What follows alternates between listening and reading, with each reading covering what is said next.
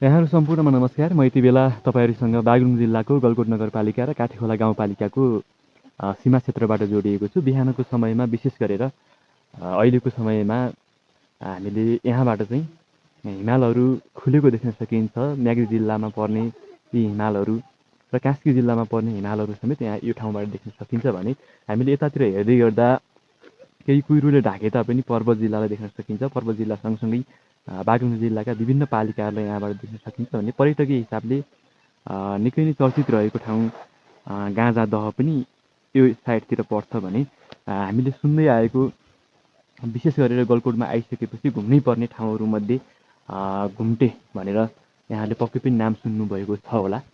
घुम्टे भनेर जुन नाम सुन्ने गर्नुभएको छ त्यो क्षेत्र चाहिँ पनि हामीले यहाँबाट देख्न सकिन्छ। त्यो सँगसँगै गलकोट नगरपालिकाका विभिन्न रमणीय गाउँहरूलाई तपाईँले यो ठाउँबाट अवलोकन गर्न सक्नुहुन्छ भने सँगसँगै गुल्मी जिल्लाका मुसिकोट नगरपालिकाका केही भागहरूलाई पनि तपाईँहरूले यहाँबाट देख्न सक्नुहुन्छ।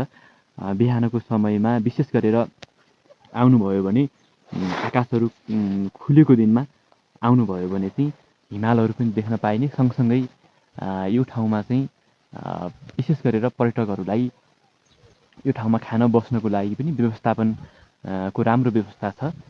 यसको लागि तपाईँहरू आउन सक्नुहुन्छ। विशेष गरेर बिदाको दिनमा आउनुभयो भने यो ठाउँमा चाहिँ रमाइलो लिन सक्नुहुन्छ, यो ठाउँको भरपुर आनन्द लिन सक्नुहुन्छ।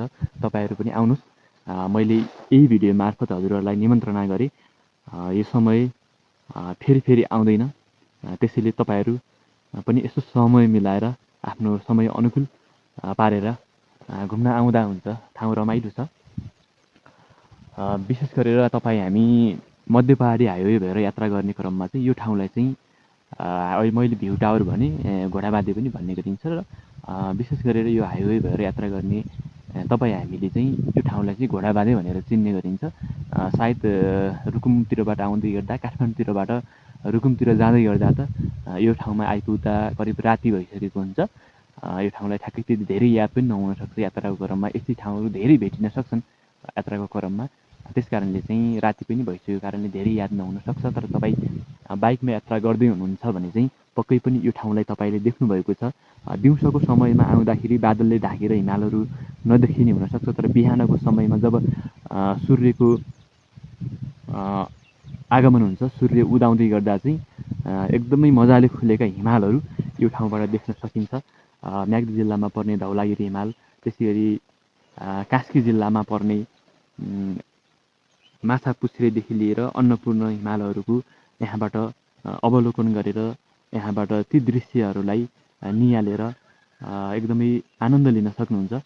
तपाईँहरू पनि आउनुहोस्। यो ठाउँमा रमाइलो गर्नलाई विशेष ठाउँ छ। रमाइलो आफै पनि यो ठाउँ एकदमै रमणीय छ। तपाईँहरू पनि आउनुहोस् है त।